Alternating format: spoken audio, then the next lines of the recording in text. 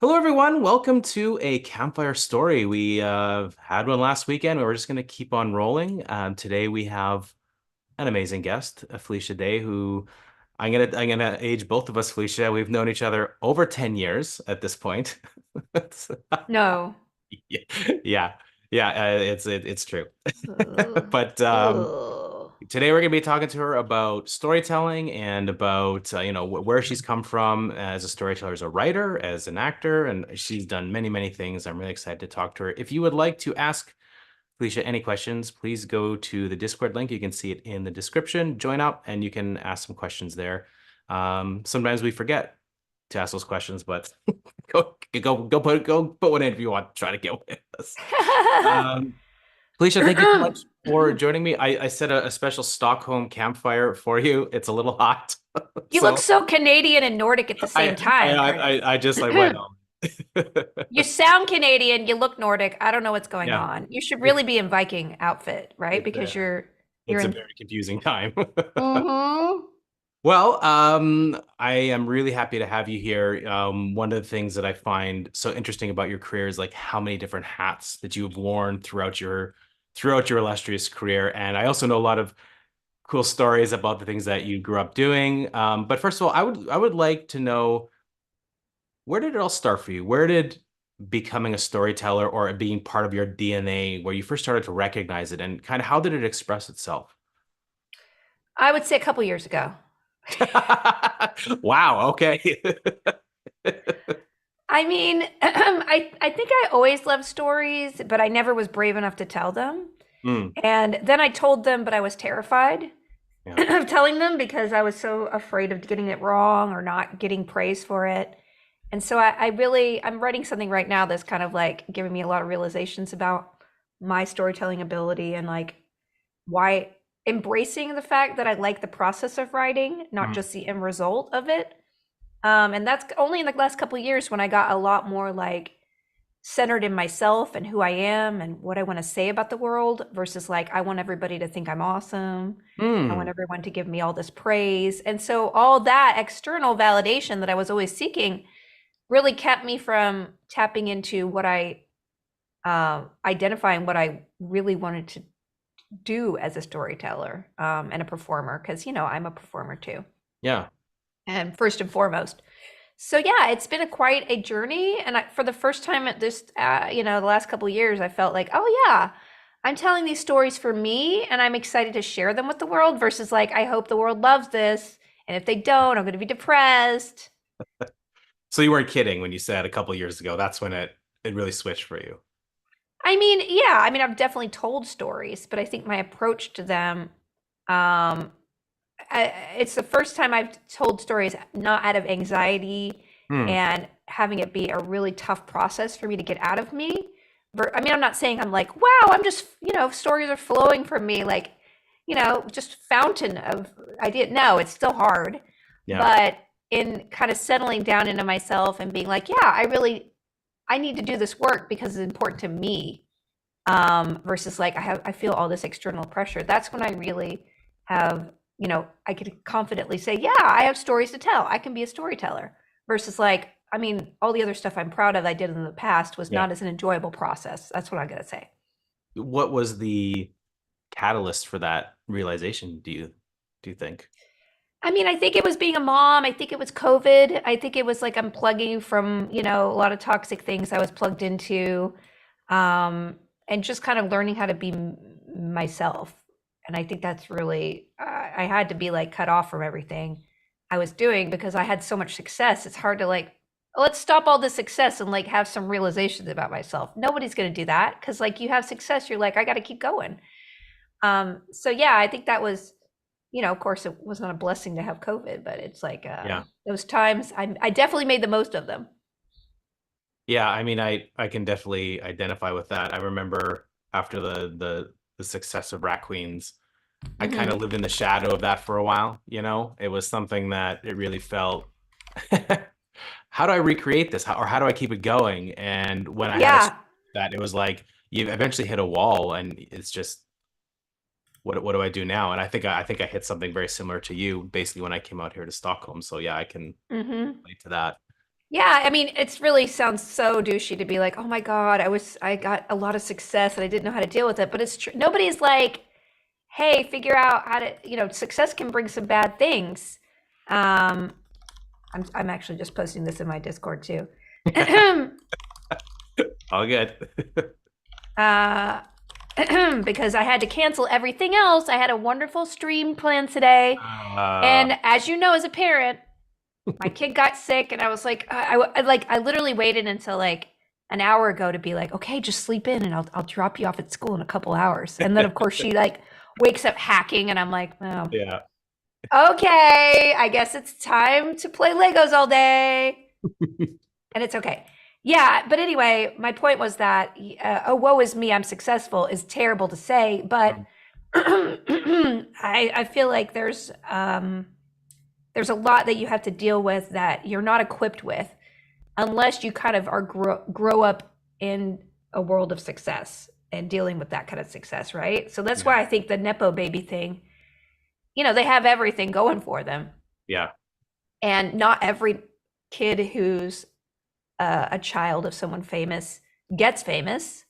But they certainly have a better chance of it because not because of their talent or whatever, everybody's talented, but because they have the connections and the Mm. knowledge to kind of like figure it out a little bit faster than everybody else does. But I mean, you are not one of those one of those people. I mean, you didn't come from this background at all, and you managed to find your way in a very difficult space. So like, how did that even happen? I mean, coming from completely outside that world into, kind of creating your own, we can call it empire. I like that word, but empire. I mean, I how did mean, that happen? I guess it's that I finally kind of accepted the place I felt most at home, and that was online. And it just happened to be a little earlier than most people. And I just genuinely love online, the online world, online interactions. I love creating community. I love speaking to an audience who likes what I do Yeah. because a lot of I'm a little bit of an oddball. I had a weird upbringing, and the things that the stories I want to tell are not very Hollywood friendly. And Hmm. I've learned that lesson time and time again that, they're not going to embrace your idea that you think is the best one ever, but that's not a reason to not make something. And that's like and the wonderful thing is that my stories are embraced online because I can find my audience, right? It's a big Yeah. world. And I Yeah. don't need like millions of people. You just need thousands to really like what you do and be able to support yourself and keep going. And that's a beautiful thing about the time that we're living right now. So, yeah, I feel like we're all just looking for a place we can plug ourselves in and thrive. Hmm. And like sometimes that's just not where you are physically. Yeah. And that's what's great about the internet. It's also bad because you could thrive in a bad way, but everything has its ups and downs. Yeah, I mean that is a reality, you know. It's I find that we've with what we're doing with Fast Vision is we want to kind of change the conversation to something a little bit positive. And this is these interviews like Felicia, you've always been someone that is extremely positive. Even, and you're also very authentic, you're very honest. And we're trying to let's talk about things we love. And it's not saying we're ignoring the bad things, but let's try to change the conversation to something where we're celebrating what we love instead of saying what's so wrong with the industry or whatever it is. Yeah, no, you're right. You're right. Absolutely. It's all about like I met a lot of people when I first moved to Hollywood, and I met a lot of mostly a lot of older actors, actresses specifically, because there's no way you can't get better after 40 as a woman in Hollywood. Yeah. And I saw them and I was just like, I don't want to be that person. And I could definitely see in times the last like 10 years of my career where I was feeling like really jaded and upset. And, I guess age just teaches you embrace what you could control, embrace where you thrive, and maybe those are the places where you want to put your efforts, Yeah. not other places where you feel like you deserve something, which you don't. Nobody deserves anything. Or you feel like you want to for some reason that, the great thing is, again, we live in a world where you can really make whatever you want and release it. You're not going to get guaranteed success about it, Right. but you are going to, do you have the power to make and that's one, and that's like very unique nowadays, Yeah. like in history. You can reach people Yeah. outside the gatekeepers.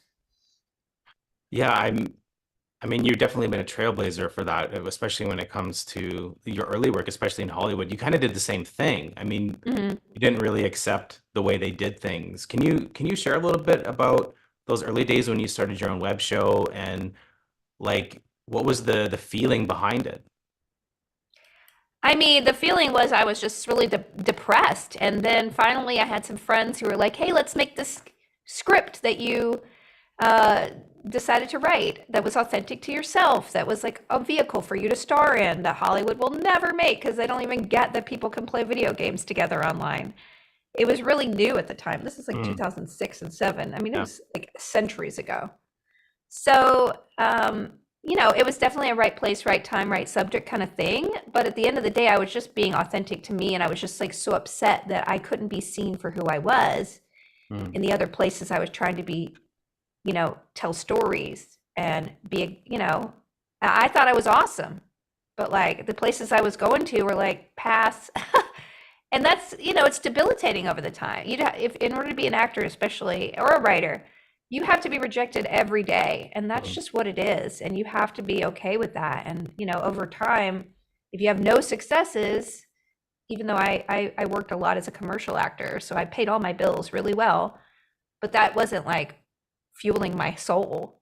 And Right. so, at the end of the day, you definitely have to pay your bills, but you also have to feed your artist self. And like, I think it's always a struggle because it's always going to get out of whack. You just have to kind of be aware of it. And so that, I wrote the script, and my friends who had kind of formed a support group, and I was part of it, they were like, let's just make this thing. And it was so scary to try to take the reins and just do something that I was so uncomfortable doing outside of like permission from other people. But because I had the support of other people, I was able to try it, and it was like the most empowering thing I've ever done, right? So yeah, I think the zeitgeist of it is that, sometimes it's hard to take the plunge, and you just have to find a place where you feel supported and loved, no matter if you're going to, fail or not, to try something, because you're going to be so much better off trying something and failing than never trying at all. Yeah, I totally agree. I mean, I come from the indie comic space, which is kind of the same thing. I remember a lot of my projects, people were like, people don't buy those things, they don't they don't buy uh I mean, Rat Queens was one of those things actually, and that was kind of maybe my own self-imposed. Like, no one's gonna want to read a D&D influence story. But little did I know how big that the whole thing would become, the D&D stuff. So I yeah. know you were really ahead of the curve, I mean, we were both ahead of the curve, right? Yeah. I mean, I guess in the same vein, did you expect that? Did you expect for your show to kind of open doors for you, or is it just I'm just going to do this for fun and see what happens? No, no. I mean, we really were shooting it just to kind of like have a presentation to show people on, hey, we actually shot this thing. Look how much funner it is that you could see what it looks like. So yeah, I for sure did not expect or want acknowledgement, especially online. But then when I finally like found people embracing what I did versus like, oh, I'm going to shoot this thing and show it to a bunch of Hollywood people who will probably pick it apart and reject it again. Just anticipating not being understood again, but like doing the work and finding the work to be fulfilling was like amazing. And then discovering that, oh, there's this new thing where people comment under videos. Like that was actually not a thing. It's crazy to even think it, but it was not a thing. And so seeing that was like, oh my gosh, this is where I feel excited and enthusiastic, and I want to do more of this. So what did that lead to eventually from there? Once you wrapped it and it was you got it out to the world and you started to see a response. Did you go to conventions? Were you like how did you understand how it was doing? I mean, I went to conventions just handing out bookmarks on the street, and people would just throw them away in front of me. It was hilarious. Some of them would keep them, but I was really persistent, right? Because I believed in myself. I believed in myself for the first time ever, and I believed in my story. And I saw that there were some people who liked it. So it's like, well, if these people like it, then everybody will like it. And so it was a lot of naivety and enthusiasm and just faith in myself. And that was the awesome part, just like finding that inside me that, yeah, this is worth your time. Because if you're putting your whole worth in other people's hands, then you're constantly afraid that you're going to spend your time on something that people won't like. You're not even thinking about yourself. You're not even thinking, oh, should I be devoting my time to this? Do I love it enough to do this myself? No, you're just constantly thinking, oh, is this sellable? Is this going to be popular? And then you're never going to like be happy because it can never imagine, be in your mind what it could be. I just did a Audible project called Third Eye, and I've gotten award, I've got nominated for awards, and we were at the top 10. But in your mind, of course, in my mind, I was like, everyone's gonna get the tattoo that's in there. But like, because I feel like I'm in a really good place, I was like, hey, I told the story I wanted to tell, and however popular it gets, that's great. But I'm so happy I made the thing. And it was the first time in my life where it wasn't the reception of it. It was kind of like the guild. I didn't care about the reception of the guild. I was just trying to make something, right? And that's the zeitgeist that I kind of came back to. I think the success of the guild got me sucked up into a Hollywood machine again. And then I was kind of trying to please people. And and the popularity of it, I didn't want to lose people. And all that pressure got to me. Where in fact, like the whole reason I made it was I just loved the story. I loved this character. And I just loved the idea of, love making something. So then eventually you kind of wanted to do Geek and Sundry. And again, this felt like, was it after a period of time where you had enough? Because it feels like that was also another statement that you're making, like, screw it, I'm just doing my own thing again. Yeah, I mean, it was hard because I've always thought about like, why did I do this company? Because frankly, it was not a good move for me. And it got to the point where I had to leave because I was so much pressure and it was just making me very unhappy because I wasn't doing what I wanted to do. I wasn't telling stories that I wanted to tell. But because the Guild was a scripted show, I really just wanted to tell stories that were scripted. But then I did this Dragon Age project that was so hard to make on so little budget, and it was I don't want to go into all the details, but behind the scenes there were some issues because it didn't look like Game of Thrones on like almost no budget comparatively. And so I felt so crushed, and I realized, well, my vision of scripted stuff is not going to work on these budgets anymore, right? And so I kind of was faced with like, well, do you go to Hollywood and try to sell these things? But then I know so many screenwriters who never get anything made, right? And I was like, I don't want to just work for years and have nothing made. I'm going to go over here and do this thing that YouTube's doing and make tons of shows, really cool shows. They'll have to be low budget, but maybe I could slip in a guild type show down the line. And that was why Geek and Sundry happened. And I'm so, the first part of Geek and Sundry was so awesome because I just went to my friends and we made a bunch of shows, mostly non-scripted, but they were all about subjects I loved. And we were just like making stuff that was so fun. And then of course, the business comes in and it's like, these shows are too expensive. You need to make more of them. You need to have more YouTube hits, and all pressure happens. And, it was very, hard to navigate. And at the same time, I wasn't really being the performer I wanted to be. I wasn't making scripted stories that I wanted to make. I was just kind of helping other people with their non-scripted geeky projects, which was very fun. But at the end of the day, I didn't have time for myself.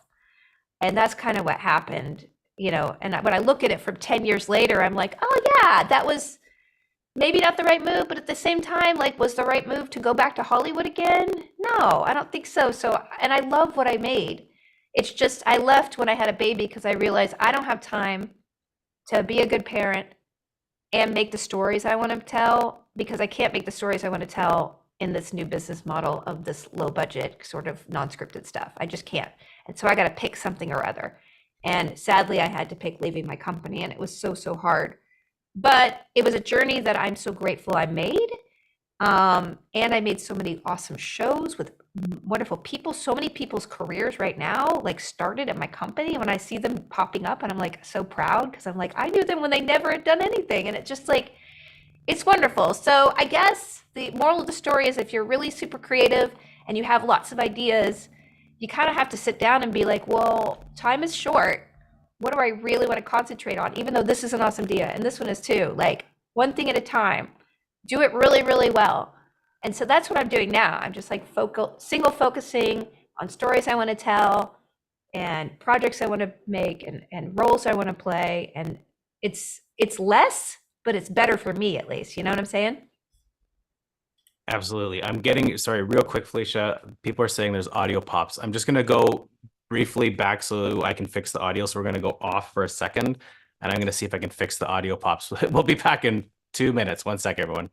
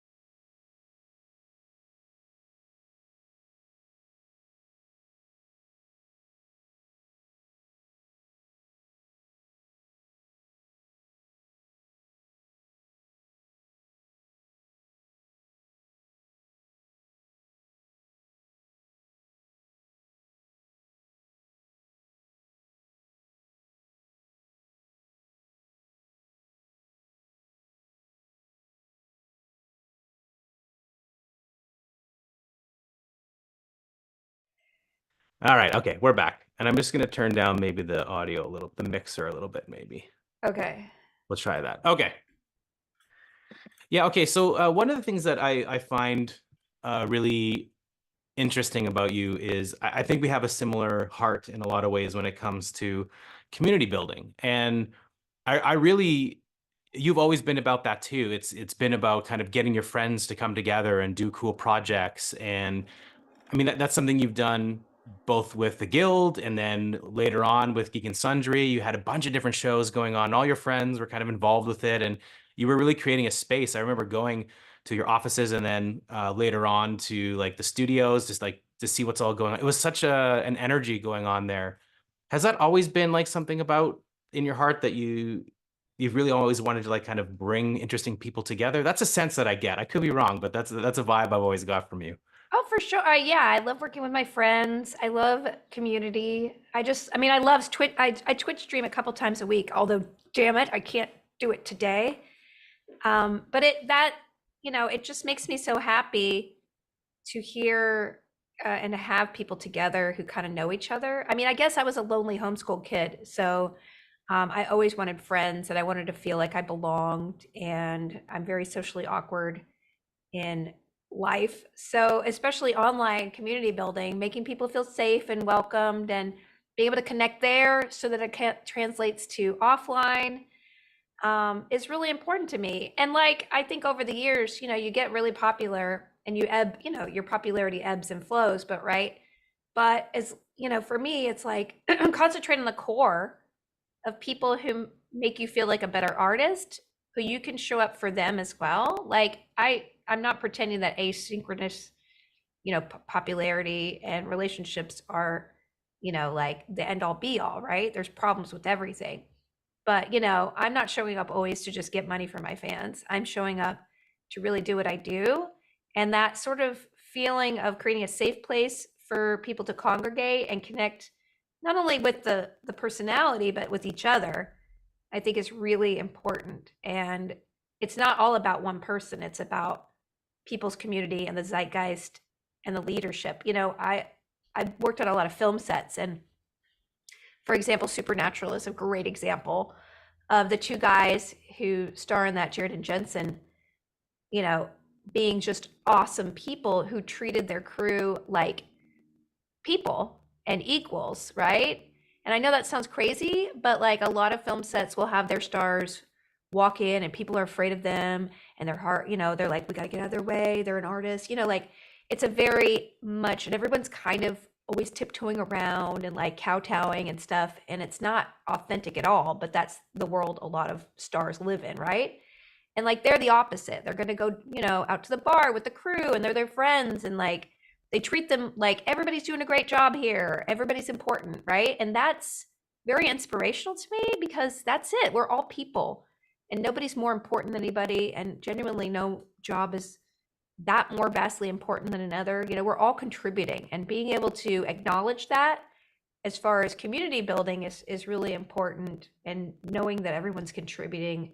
I might be heavy lifting a lot more because I'm the focal point that brings people together, but it's not the only focal point. Like, two fans should be able to meet and be friends with stuff outside my work.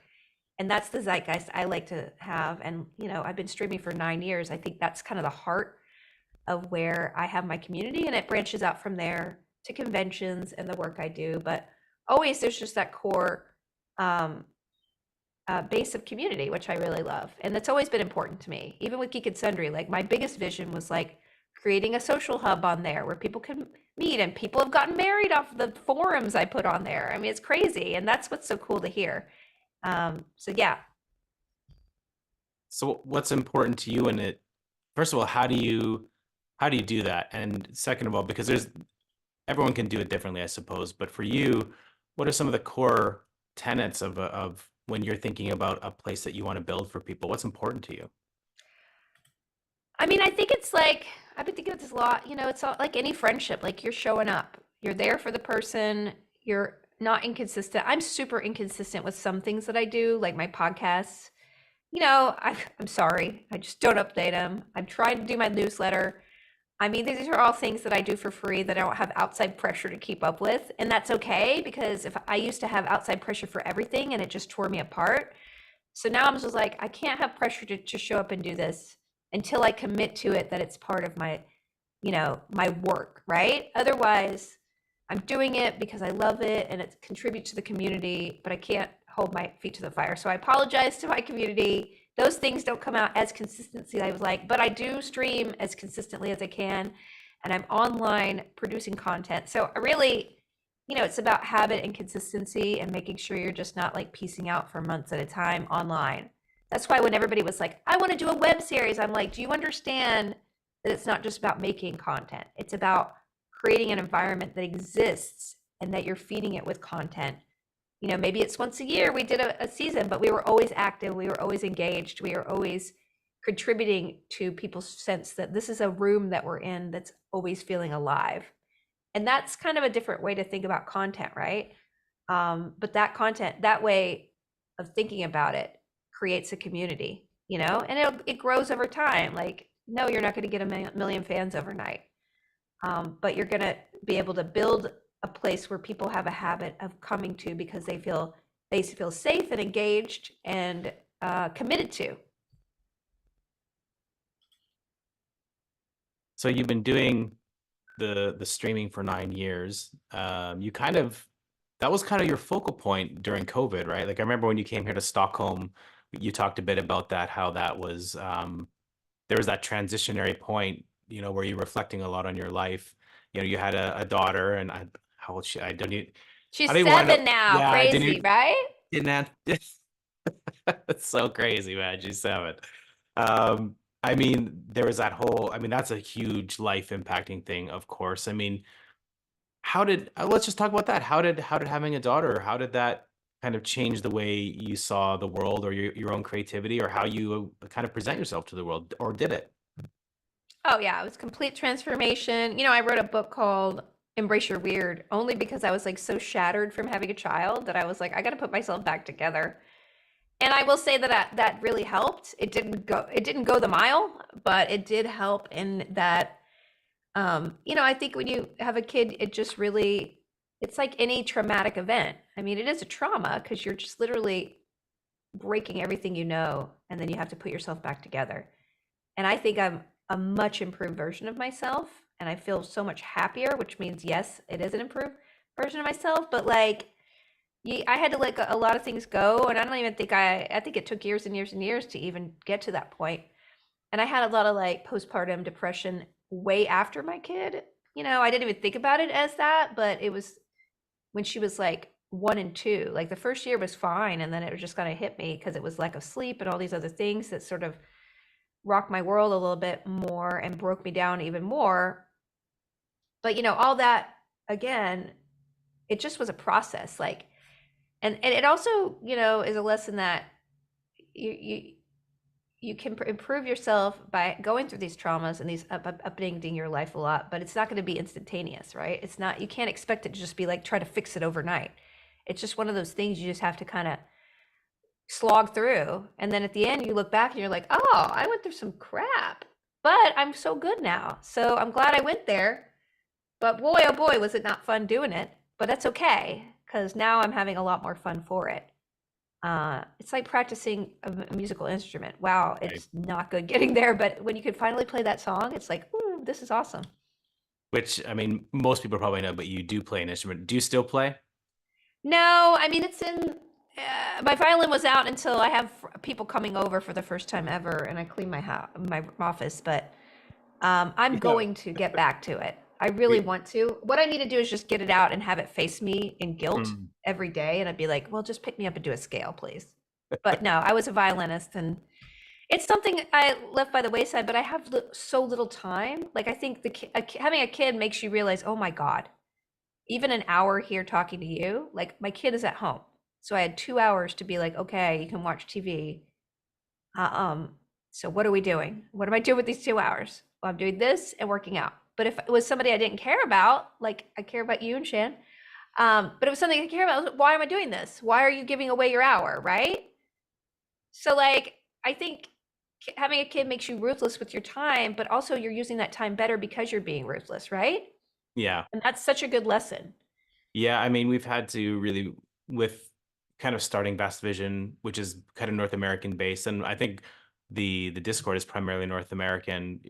We have business here in Stockholm, but then we also have back home, and so we were running into all the Stockholm stuff during the day, and then in the evening till 10 o'clock at night, and so we have to be so careful with that too, and Mm-hmm. it's it's easy to it is easy to kind of just drop your kid on a screen and go, hey, we got things to do. But yeah, we I really, know, it's so hard. It's it's so so hard hard. because, but then it's like they're gonna be ignoring you for like most of their life. Can you not just show up now? Yeah, and that's exactly. We've got what, maybe 2 more years before we're not cool. It actually might even be closer than that, I think. Yeah, I know, but like the time you're putting in now will make a lifelong, companion in life. But I think most kids are just overcoming trauma of not being cared for. In Yeah, in I don't I know. I It's agree. sad. Do you see a lot of yourself in your daughter? Is there a lot of like she comes out in you, or does she surprise you sometimes with some of her personality? You're like, where is that coming from? Yeah, yeah, she's totally opposite me in a lot of ways, but she has like really deep feelings like I do, and Mm, all I try to do is navigate her, let her get out of her way and let her be the best, help her be the best version of herself that doesn't like throw herself off a cliff one day because she doesn't have good judgment. I mean, we're all gonna screw up somehow, and you know, I think no matter how you're raised, you're gonna look at something you didn't have and be like, "That's the reason why I'm unhappy now." And I'm like, "Well, maybe." But yeah, I have such anxiety, and sometimes I blame it on my upbringing, but then I see my grandmother as she was, dying, and she was so anxious. I was like, and then I thought about my mom. I'm like, she's really anxious. I'm like, is this just a genetic thing? And I think maybe that's part of it. So like, yeah, I think we're all kind of programmed a certain way, and then if you're mm, raised conscientiously, maybe you can help, balance that out. And if you're right. not, like, you're lopsided. And sometimes it's not intentionally. I think we're all just trying to do our best, but some blind spots that we have ourselves might leave a hole. And again, as long as your intentions are the best you can do, that's the best you Mm. can do, man. That's true. I feel like as Willow's gotten older and she's been able to express herself very clearly, it Mm-hmm. does reveal some things about my own character, either through the endless comedy bits that she's doing lately, which are both hilarious but also a little biting. But it's like they reveal those parts about yourself. You're like, I have some work to do. Yeah, but then in realizing that about yourself, then you can help guide her way earlier than you're trying to guide yourself now, right? True. True. It is. It's a nice like little mirror to be held up to, actually. Mm-hmm. Mm-hmm. So you feel like you've entered a new phase in your I sense, like I think even when I saw you in Stockholm when you were here a couple of years ago, I felt you were kind of on this new path. I think you were starting it around then. Um, and I can see even the way you were talking now, you do feel like super relaxed. What's this new era about for you? I don't know. That's a great answer. That's a great answer. I don't know, man. I mean, I just need to keep my bills paid and just do stuff that I enjoy, right? And I keep getting sucked back into doing things I don't want to do. I mean, but at least I'm conscious of like, okay, this is the last thing you're doing right here. And I've been saying no a lot more. And I've been trying to invest in my friends in real life a lot more. And I'm trying to be choosy about what, uh, about following things that, not just like, I don't want to do that, but it's more like my own value. My time is valuable to me, right? It's not like valuable to the world. I'm not like so important. But like my art and my time is my art because I can't make art without time. And so whether I'm just staying at home writing a poem that nobody will ever see, or I'm working on a one woman show right now, or I'm working on like a new graphic novel or whatever, like that time is super valuable to me. So it better be something super, as long as my bills are paid, it better be something super important to grab me away from that or my kid. And so I think that sense of confidence in being enough is really important for me because I never felt that before. And I think, if you're going to tell stories, you're coming from a good, genuine place. And of course, I'm coming from a sense of privilege because I've been through a lot. I have a reputation. Hopefully, I'll always find a little bit of work here and there, right? So if you're first starting out, I'm probably not the best person to look at. Except, I think if you're starting out as an artist and you're putting your work out there, make sure it's work that you really genuinely think is true to yourself, right? Because you don't want to get discovered for something that you find to be torturous. And then you're like, I mean, I don't know, who's that guy? Blippy or that guy? Remember he was doing like prank videos and farts on YouTube, and then suddenly he got super famous as a kids musician. I mean, God bless him. I hope that's his passion, but if it's not, God forbid, that's a terrible life. I think I still think that, you've worked really hard for everything that you've attained. You started out with no connections in Hollywood and you did build that from Yeah. up. So I do think in a lot of ways you actually are someone to look to for that. So Yeah, and the reason I got that is because I wrote a show that nobody wanted yeah, otherwise. But I found success in people found me. And people do it all the time on the internet. I mean, yeah. you can poop on TikTok stars all you want, but those people find a career because they're sharing something that only they can do. And, there might be just like vapid, people who are succeeding like that, but there's also like scientists and other people who are doing really interesting things and they're able to have that they're able to keep going because they find the fans that will, support them. Again, if you find success, you're going to be miserable, which I know a lot of people who have that happen. And also, you're not going to keep it up. Like, I mean, I don't have a genuine passion for I mean, I do like my podcasts, but like my independent podcast, it's hard to keep up. I would rather do my newsletter, which is writing, than the solo podcast I do, right? So I could tell the passion behind it, and that's why I keep it up more, right? So yeah, it's a long-term game to be able to create community. Everything's not going to happen overnight. So make sure you're outputting something that is fun for you to output and doesn't feel horrible like a chore, or you're just not going to keep it up because all of it is hard. Yeah. Yeah, it all takes a lot of effort. You mentioned briefly, but I'd like to talk to you about this. This is where we have a little crossover is comic books. You've been doing a lot of comic books over the years. What do you love about that, like about that medium in particular, and what keeps you coming back to it? Because you're doing another one. So like what's the draw there for you? Yeah, I did a lot of Guild comic books early on, and I stopped doing it because it was frankly the only thing that paid worse than web video. And I was like, I don't have the time for anything. I can't do comics anymore. But I really loved it because I love collaboration. That's why I love filmmaking. In fact, I've written my two books that are sort of self-biographical. They're biographical, my creativity book and my autobiography. But I've never written a novel. That's my next bucket list thing that I want to do and direct something. Those are my two bucket list things that I'm kind of working on, and we'll see if it happens. But for me, graphic novels are beautiful because the artist comes in and paints your world in a way that I never thought is possible. I think it's magic. There's nothing I can do that's drawing wise. Like I'm so bad.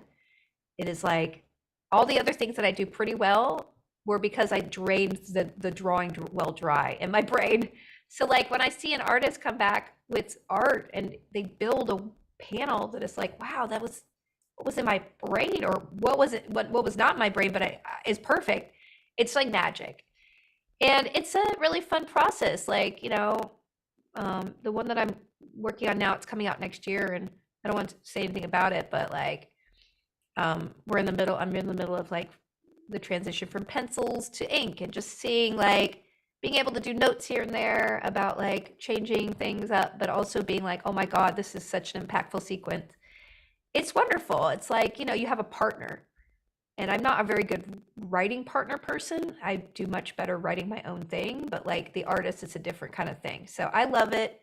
I have one coming out next year. I'm trying to think about whether I want to do another graphic novel or maybe want Right. to try the novel thing, but we'll figure it out. Yeah.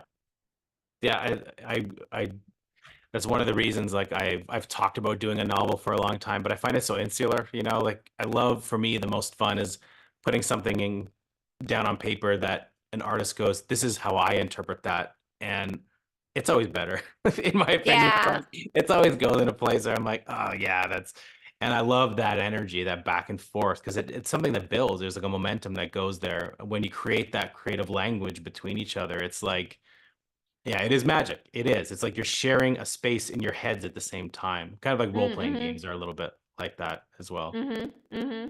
Do you play Yeah. role-playing games anymore, Felicia? We played D&D together once. Do you still get an opportunity to play? I mean, not particularly for fun. Unfortunately, I put my kid to bed every night. She really values that time. And she's in school all day now. So I don't even stream at night generally. I'm going to a play tonight only because I feel so guilty that my friend has had a play on for 6 weeks and I haven't gone yet. So like I'm going, but my kid is so upset. And I go out of town for conventions and other, job things, and she gets, so like I have such a busy couple months coming ahead that yeah, it's hard for me to be like, Mama's gonna play D&D with her friends tonight. I can kind of There. carve out Twitch time because it's work. Right. It's the only way I can rationalize it, but Yeah. really it's not work. It's literally, again, it's my social time, and I hate losing it. It's like this afternoon, I'm like, I don't want to do. I just want to stream, but it's okay. Do I'll you live. do you enjoy it that much? Like, do you feel it is work, but you used air quotes. Do you find it's actually Oh, more, it's not work. it's It's not not work? work at all. No. I mean, I literally, that's my retirement plan in like 5 years. I'm just gonna like stream every day for 3 hours, write for 3 hours, be with my kid. That's like my dream. So I'm just sticking around as long as possible to save as much money and to also do cool things. But like that is literally what I would be happy doing for years and years and years. Yeah. Because it really is that community. You just sit down and you're with it's friends. I mean, it feels like friends. I Yeah. understand. Again, but it's community. It's feeling like belonging. And I feel like that's just so fulfilling to me. People Yeah. are just showing up and having fun together. I don't know. It's really fun. I love it. I've been doing it for 9 years and I won't ever stop. I had a manager when I was looking for managers last summer, and they were like, "Well, why are you doing this? Your numbers aren't high enough. You're not making enough money at this. You should stop. It's a waste of your time." I was like, Wow. "Oh, okay, bye." Yeah, that's interesting. I mean, Yeah, that is that's the danger I think of it sometimes is if you get obsessed with the numbers, right? Like if yeah. you start going there, that can be a bit of a dark hole. It's very a bit dark hole. And again, I've never treated it like, oh, this is a full-time job to me. And I do feel bad for the streamers because again, like there's dark and light to everything. And if you build a community, you can feel like this is a joy or you're a hostage to it. Because the sad part is if you disappear for a little bit, your audience goes like that, right? And I know YouTube people and Twitch people who that's their only job. They're like, I can't take a weekend off, or people will, I'll lose subscribers, and they burn themselves out because they're trying to get those numbers so high, but then the people who aren't patient with them will leave immediately. Well, those aren't real fans then. They're just kind of like there, right? You Yeah, have to kind of be willing to let go of something in order to show up more for yourself and your community and your friends and family. yeah. We have actually a question that's kind of related to that. Let's see here. I'd be curious to hear how she navigates being put into creative boxes since she does so many different things, which is to say, how does she get past people who want her to be just an actress when she wants to write and produce, etc.? I will say that my success as any one of those things is lesser than if I had just concentrated, for sure. I think, I came back to acting and I'm like, okay, it'd be great to do more acting. And I think it's a little bit of an uphill battle because people just know me as that geek girl, geek woman, the gamer girl, gamer woman on the internet, right? And it's going to be really hard to get a chance to prove people wrong in that respect. Yeah. But it's okay because I like what I am. And if that's all I get to do for the rest of my life, that's okay. My goodness, I found my niche. That's great. Um, I get to do some different things on a smaller scale. And if I really want to do something different, like I recorded a feature that I've always wanted to be in that I could never get done in live action. I just recorded it as a podcast. Nice. And I play a real, not very nice person. That's okay. And so I get to make it myself.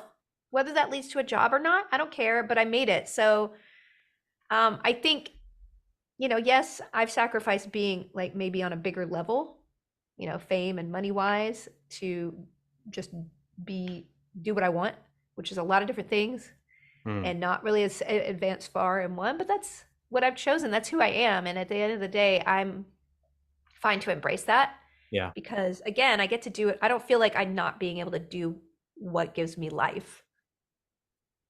I like that you just did something else as a podcast. I think about that a lot when you have Hmm. ideas, and we get so much pushback for novelty, like coming up with new things because nobody wants to risk anything anymore. It's so hard in Hollywood. Forget Yeah. it. You want to have him make an original idea? It's not happening.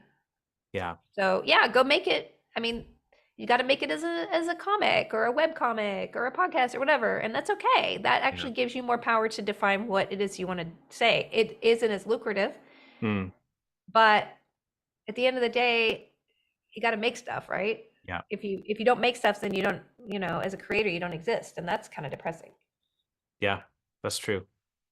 So you're about to head into convention season, which is very busy for you. Yeah. First of all, do you still like them? Do you Oh still, yeah. yeah. You I like it? mean, they're great. There's Yeah. a reason why I come home and I'm like, I'll just make this thing. Somebody will like it because I meet them in person. Right.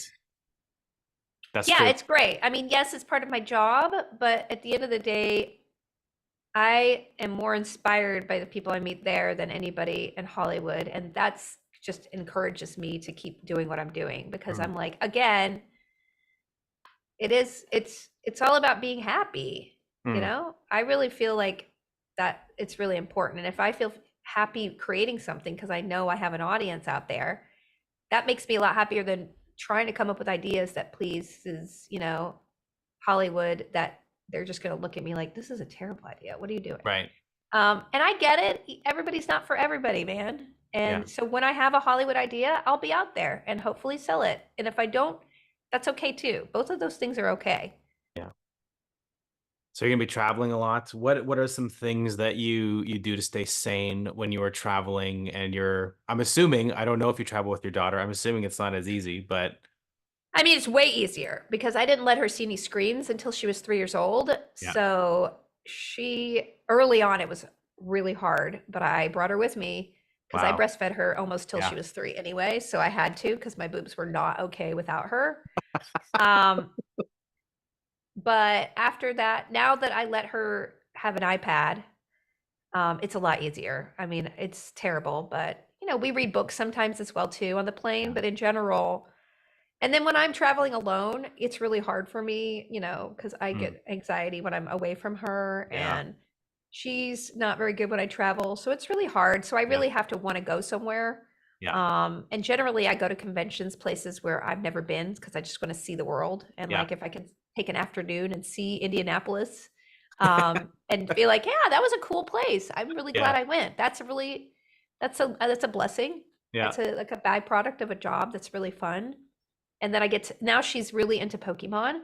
So Okay. every time I go to a convention, I can bring her back something that she gets Nice. really excited about. And I told her I'd bring her to a con because she wanted to pick out her own Pokemon cards. So I'm looking at my calendar and be like, okay, which one can I bring her Yeah. to? So yeah, it's actually really fun, and easier now.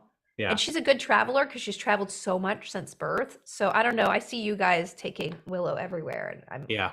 very inspired by that because now she's like really plugging it. I think I'm saving up starting this year to go to Japan next year. Oh, I'm just nice. saving all of my airline points Yeah. so I can get her over there because I think when she's 8 or maybe 9, whatever it is, I'm saving all my airline points for this one Yeah. trip. Because I think Japan is something we'll both, because I've never been. It's like both of Yeah. us are going to just be out of our minds. Yeah. That's where Willow really wants to go there too. I don't know. It's a place of magic for kids, I think, especially if they're into anime and manga. Oh my God, forget And, it. Yeah. what's a city that surprised you the most? Like you went there, you're like, and then you got there, you're like, wow. There are a couple that I've been to, and they were mostly I mean, Copenhagen I really loved. Yeah. I loved it because the kids seemed so independent and they were just kind of Mm. like tooled around by themselves. The same thing is probably in Sweden, right? You're just like, go to the store, right? And it's Yeah, safe. yeah, yeah, a little bit. They're a little bit more uptight. Yeah, but I just think it's awesome. The two places I've been that I was like, wow, Little Rock, Arkansas, and Richmond, Virginia. Both of those were like, oh my God, these are really cool towns. Mm, I was really, really impressed. And it's just, you never know. So the fact that I've been there and I could say like, yeah, I would go back to those yeah, places. I thought they were really surprising and they showed me a part of the world that I'd never been. yeah, Yeah, it was cool. cool. All right, I got a couple questions for you before we wrap it up. Okay. Okay. This is from our friend Nick, who we go way back with. Hi, Nick. Nick asks, and he's been following you since we literally first started streaming, which is pretty rad.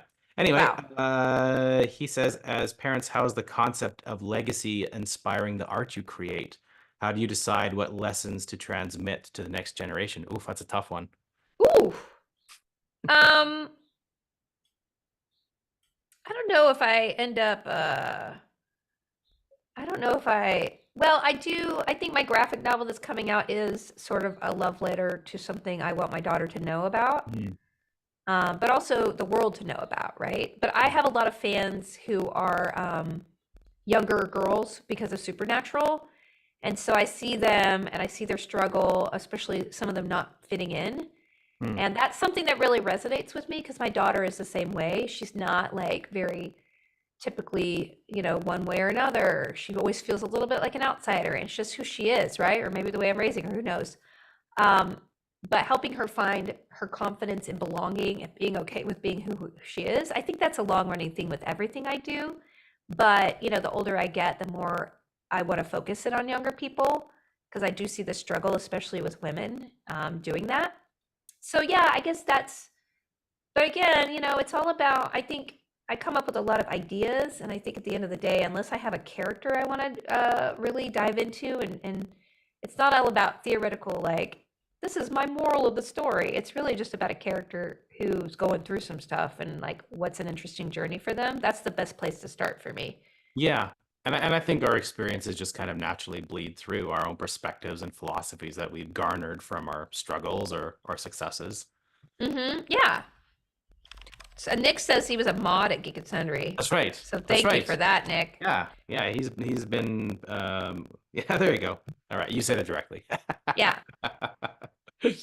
Okay, well, we're winding down here to the end, and again, I thank you so much, especially since you have a sick daughter. I empathize. I have been there. Um, She's actually okay. It's yeah. just she sounds worse than she is, and I don't want to be that jerk parent who sends their kid to school. And she does have like a cough and a lot of congestion, so it's fine. I went and Yeah, got her a donut this morning. It's perfect. good. Okay, so what's coming up for you this year? Tell us a little bit about what you're excited about. It doesn't even have to be something you're releasing. Just what are you excited about for 2024? Oh my gosh. Well, I'm learning Polish because I'm trying to get citizenship for Poland. My grandmother just passed away, and it really rekindled like wanting to. She was Polish, so I want to kind of rekindle my roots to her.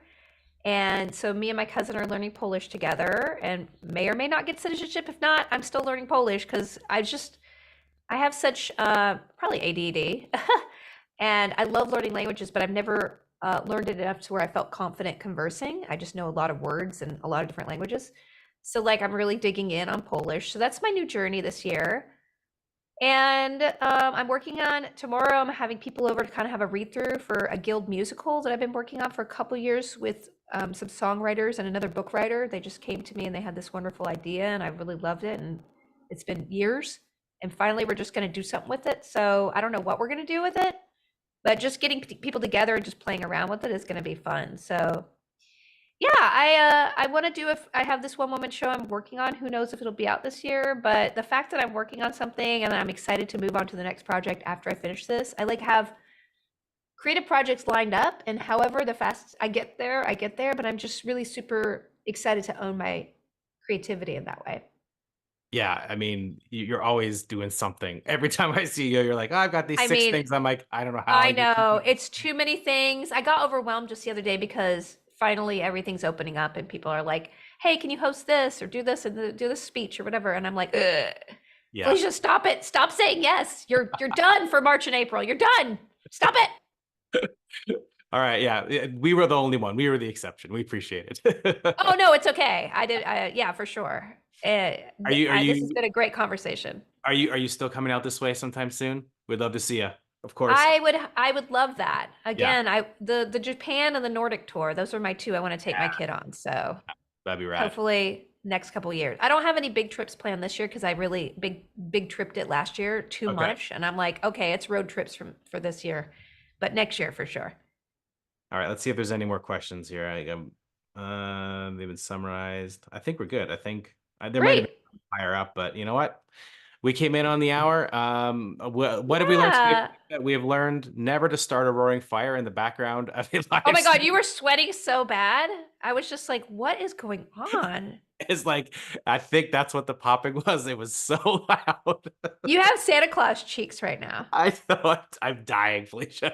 I'm dying right You need to go back to bed or something. I don't even know what time it is there, but go back to bed. It's bedtime. It's bedtime. Okay, well, night night. Thanks for having this great All right. conversation, Thank you and so hello much. to your community. Yes. And Thank you for you're joining building me. something cool. Yeah. All All right. right. Bye Bye. bye.